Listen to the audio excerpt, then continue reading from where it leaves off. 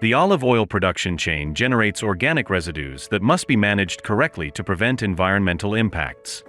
Approximately 200 liters of virgin olive oil are produced per ton of olives, while over half a ton ends up as olive pomace.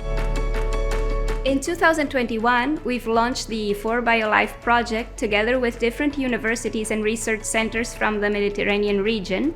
And during these 3 years, we have been investigating the extraction of byproducts from olive pomace, specifically biostimulants, biofertilizers, biopolymers, and biogas.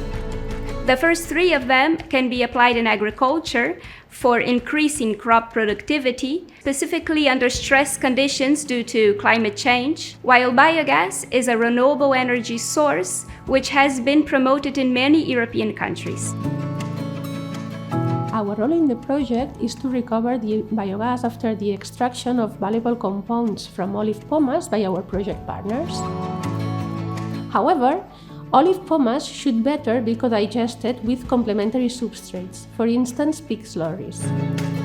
Indeed, we have analyzed the generation all over Catalonia and we have identified some hotspots in the southern part where both olive pomace and pig slurries are generated in large amounts.